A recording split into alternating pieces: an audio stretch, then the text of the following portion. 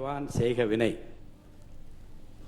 பொருள் வரும் வழிகளை பெருக செய்து அவற்றால் வளத்தை ஏற்படுத்தி மேற்கொண்டு இடையூறுகளை நீக்க வல்லவனே செயலை செய்வானாக. 2026-27 ஆண்டுக்கான எல்லாம் வரலாம். 2026-27 ஆண்டுக்கான திருத்திய நிதிநிலை அறிக்கை அளித்தல். மாண்புமிகு நிதி, திட்டம் மற்றும் வளர்ச்சித்துறை அமைச்சர் அவர்கள். மாண்புமிகு அமைச்சர்.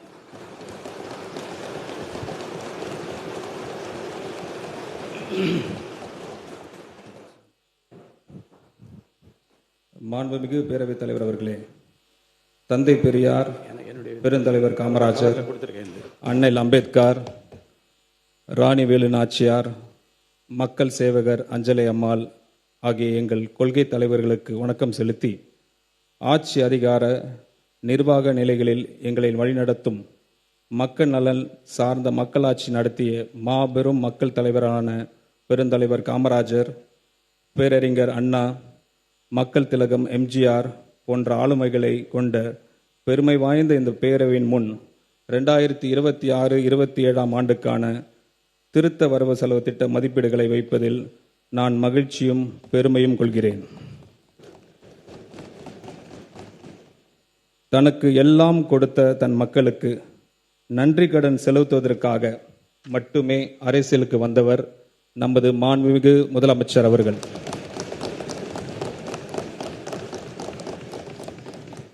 தன் உயிராக நேசிக்கும் மக்களுக்காக, தன்னை உயிராக நேசிக்கும் மக்களுக்காக பல்வேறு சூழ்ச்சிகளை எதிர்த்து மாபெரும் சரித்திர வெற்றி பெற்று ஜனநாயகனாக இந்த பேரவையில் அமர்ந்திருக்கும் நமது மாண்புமிகு முதலமைச்சர் அவர்களுக்கு எங்களை வழிநடத்தி ஆலோசனைகளை வழங்கி தமிழ்நாடு மக்களுக்கு ஒரு நல்ல அரசை கொடுக்க வேண்டும் என்பதற்காகவே சிந்தித்து அயராது பாடுபடும் மக்கள் விரும்பும் தலைவர் அவர்களுக்கு என் மனமார்ந்த நன்றிகளை தெரிவித்துக் கொள்கிறேன். தமிழ்மறை தந்த தலைமகன் திருவள்ளுவரின் காலத்தை வென்று வாக்கினை இந்த மாமன்றத்தில் பதிவு செய்து எனது உரையை தொடங்குகிறேன். பிறப்புக்கும் எல்லா உயிருக்கும் சிறப்போவா செய்தொழில் வேற்றுமையான். பிறப்பின் அடிப்படையில் அனைவரும் சமம். ஆனால் செய்யும் செயல்களில் அடிப்படையில்தான் அவரவர் சிறப்பு இயல்புகள் வேறுபடுகின்றனர். பிறப்பால் அனைவரும் சமம் என்று மேலான சமத்துவ கோட்பாட்டுடன் ஆட்சிக்கு வந்து 3 மாதங்களிலே ஏராளமான சாதனைகளை செய்து ஒவ்வொரு வீட்டிலும் பிள்ளையாக, அண்ணனாக, தம்பியாக, உயிராக, உறவாக, உணர்வாக வாழும் மக்களின் மனதில் நீங்கா இடம் பெற்றுள்ள நமது மாண்புமிகு முதலமைச்சர் அவர்களுக்கு தன் நெஞ்சில் குடியிருக்கும் தமிழ் மக்களுக்கும் நன்மை தரும் பல திட்டங்களை செயல்படுத்தி வருகிறார். தமிழ்நாடு அரசியல் வரலாற்றில் இதுவரை காணாத ஒரு சரித்திர நிகழ்வினை, மாபெரும் மக்கள் புரட்சியினை நமது மாண்புமிகு முதலமைச்சர் அவர்கள் நிகழ்த்தி காட்டியுள்ளார்கள். அனைத்து தரப்பு மக்களையும் உள்ளடக்கிய வளர்ச்சி, சமூக நீதி, சமத்துவம், பெண்கள் பாதுகாப்பு, வறுமை ஒழிப்பு, போதைப்பொருள் இல்லாத தமிழ்நாடு, ஊழலற்ற நேர்மையான வெளிப்படைத்தன்மை உடைய அரசு ஆகிய மேலான கோட்பாடுகளுடன் தொடங்கியுள்ள இந்த ஆட்சியானது கடந்த 3 மாதங்களில் இவற்றை சொன்னதை மட்டுமின்றி செய்தும் காட்டியுள்ளது. இது மட்டுமல்ல, உண்மையான சமூக நீதி மற்றும் நேர்மையான நிர்வாகத்தை ஒரு கொள்கையாகவே கொண்ட ஆட்சி இது என்பது ஒட்டுமொத்த தமிழ் மக்களும் உணர தொடங்கியுள்ளனர். 2 மாதங்களுக்கு 500 யூனிட் வரை மின்சாரம் பயன்படுத்தும் மக்களுக்கு விலை இல்லாமல் வழங்கப்படும் மின்சாரத்தை 200 யூனிட்டுகளாக உயர்த்தி வழங்கி மின் நுகர்வோரின் மாத செலவினை குறைத்தது.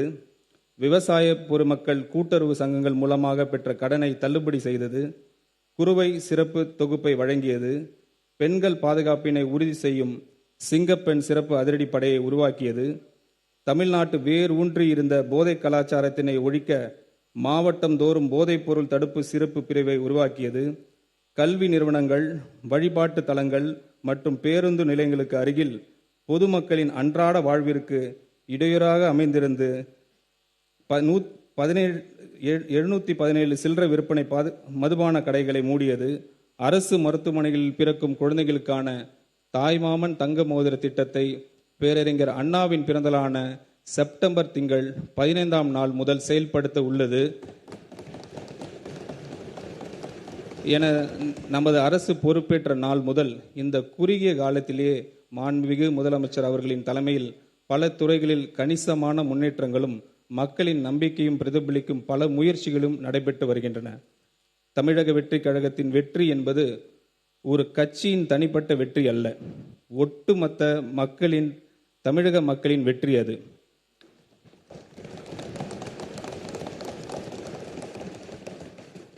மக்களுக்கான பல நல திட்டங்களை செயல்படுத்தும் நோக்கத்தில் நமது அரசு அறம், பொருள் மற்றும் இன்பத்தை நோக்கமாக வைத்து 10 தூண்களை கொண்ட வெற்றி தமிழகம் தொலைநோக்கு திட்டங்கள் ஆவணத்தின் வெளியிட்டு உள்ளது. அதன் அடிப்படையில் திட்டங்களை அடுத்து வருகின்ற 1ஆம், 3ஆம் மற்றும் 5ஆம் ஆண்டுக்குள் நிறைவேற்றத்தக்க திட்டங்களை வகைப்படுத்தி அவற்றுக்கான செயல் வடிவம் கொடுத்து வருகிறது. தேசிய அளவில் பல சமூக பொருளாதார குறியீடுகளை முன்னணியில் விளங்கும் மாநிலமாக தமிழ்நாடு பல ஆண்டுகளாக இருந்து வரும் நிலையில் தமிழ்நாட்டை வறுமை இல்லாத அனைவருக்கும் சம வாய்ப்பினை வழங்கி அதன் மூலம் சமூக நீதியினை நிலைநாட்டும் மாநிலமாகவும் 2036ஆம் ஆண்டுக்குள் $1.5 டிரில்லியன் பொருளாதாரம் கொண்ட மாநிலமாகவும் உயர்த்த தேவையான சமூக பொருளாதாரம் மற்றும் மனிதவள முதலீடுகளை மேற்கொள்வதற்கு நமது அரசு உறுதி பூண்டுள்ளது. இந்த தொலைநோக்க பார்வை முன்னெடுத்து செல்லும் வகையில் அரசு வெற்றி தமிழகம் தொலைநோக்கு திட்டங்கள் கொள்கையை ஆவணத்தில் இடம்பெற்றுள்ள திட்டங்களை நடைமுறைப்படுத்தும். இதில் பெண்களுக்கு அதிகாரம் அளித்தல், நிர்வாகத்தை மேம்படுத்தல், அனைவருக்கும் வீடு, பாதுகாப்பான குடிநீர் வழங்குதல், வாழ்வாதார வாய்ப்புகளை உருவாக்குதல், சமூக நீதியை காத்தல், பசுமை பரப்பினை உயர்த்துதல் உள்ளிட்ட பல்வேறு துறை சார்ந்த முன் உரிமைகளை பட்டியலிடப்பட்டுள்ளன. இந்த அரசின் முதல் நிதிநிலை அறிக்கை உண்மையான தொலைநோக்கு திட்டங்களை அடைவதற்கான பாதையை வழிவகுத்து காட்டும். தமிழ்நாட்டின் கடன் 5 ஆண்டுகளில் மட்டும் 2 மடங்காக உயர்ந்து 10 லட்சம் கோடி ரூபாய் என்ற அளவில் இருப்பதை நமது அரசு ஆட்சி அமைந்தவுடன் வெளியிட்ட நிதி மேலாண்மை குறித்து வெள்ளை அறிக்கையின் மூலம் தெளிவுபடுத்தி உள்ளோம். மேலும் மாநில மொத்த உள்நாட்டு உற்பத்தி மதிப்பில் சொந்த வரி வருவாயின் விகிதம், வருவாய் பற்றாக்குறை, நிதி பற்றாக்குறை என பல்வேறு நிதிநிலை குறியீடுகளில் தமிழ்நாடு மற்ற இணை மாநிலங்களுடன் ஒப்பிடுகையில் பின்தங்கிய நிலையே உள்ளது. மொத்த வரி வருவாயில் வட்டி செலுத்துவதற்கான தொகையும் பொறுப்பு ஏற்றுக்கொண்ட செலவுகளும் தொடர்ந்து அதிகரித்து வருகின்றன.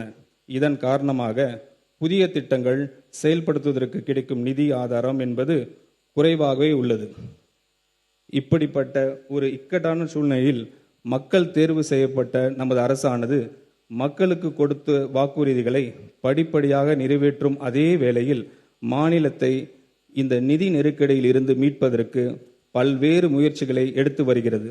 முதலாவதாக பொது டெண்டர்களில் கான்ட்ராக்டரிடம் கேட்கப்படும் தேவையற்ற சான்றிதழ்கள் மேண்டேட்டரி சப்மிஷன் அந்த டெண்டர்கள் போட்டி இல்லாதவாறு மாற்றியுள்ளன. இதை கலைத்து நமது அரசு டெண்டர்களில் வெளிப்படைத்தன்மை கொண்டு வந்துள்ளது. இரண்டாவதாக பல அரசு துறைகளில் அந்த துறையின் கீழ் பதிவு செய்யப்பட்ட கான்ட்ராக்டர்ஸ் மட்டுமே டெண்டர்களில் பங்கேற்க முடியும் என்று இருந்த நிலையை மாற்றி எந்த ஒரு துறையிலும் பதிவு செய்துள்ள கான்ட்ராக்டர்ஸ் தகுதி இருந்தால் பிறர் துறைகளிலும் டெண்டர்களில் பங்கேற்க முடியும் என்ற நிலையை அரசு கொண்டு வந்துள்ளது. மூன்றாவதாக இளைஞர்களுக்கும் சிறு தொழில் செய்பவர்களும் அரசின் டெண்டர்களில் முதல் முறையாக பங்கேற்க ஏதுவாக குறைந்த மதிப்பில் டெண்டர்களில் உள்ள பல்வேறு விதிமுறைகள் தளர்த்தப்பட்டுள்ளன. இந்த நடவடிக்கைகள் புதிய மற்றும் வளர்ந்து வரும் கான்ட்ராக்டர்ஸுக்கு அரசின் டெண்டர்ஸ் எளிதில் கிடைக்க வழிவகுக்கும். அதே நேரத்தில் டெண்டர்ஸ்களில் ஏற்படும் ஆரோக்கியமான போட்டியின் காரணமாக அரசின் வீண் செலவுகள் குறையும். இந்த முன்முயற்சிகளின் பலன்கள் அனைத்தும் அரசிற்கு கிடைக்கப் பெற தொடங்கிவிட்டன என்பதை மகிழ்ச்சியுடன் தெரிவித்துக் கொள்கிறேன்.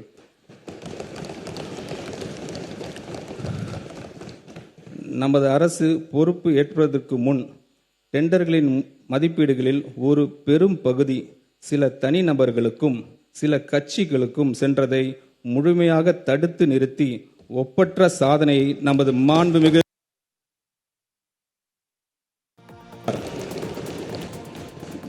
மேலும் பல அடுக்கு மற்றும் உயரமான அடுக்குமாடி குடியிருப்புகளை கட்டுவதற்கான திட்டம்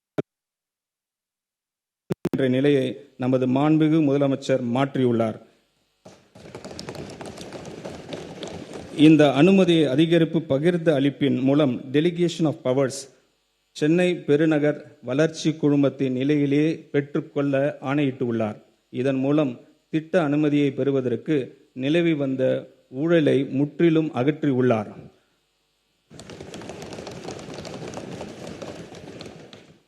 மக்களின் வரி பணத்தில் இருந்து ஒரு பைசா தொடமாட்டோம், தொட விடமாட்டோம், தொட்டால் விடமாட்டோம், இதற்கு முன் தொட்டவர்களையும் விடமாட்டோம் என்பதில் உறுதியாக இருக்கும் நமது மாண்புமிகு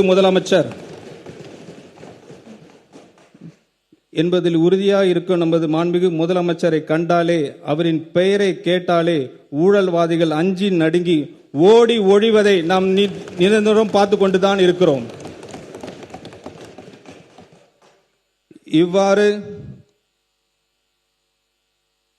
இவ்வாறு பொது டெண்டர்ஸ் மற்றும் திட்ட அனுமதிகளில் நேர்மையான மற்றும் வெளிப்படைத்தன்மை உடைய நிர்வாகத்தின் மூலம் பல்வேறு சீர்திருத்தங்களை கொண்டு வந்துள்ள நமது அரசு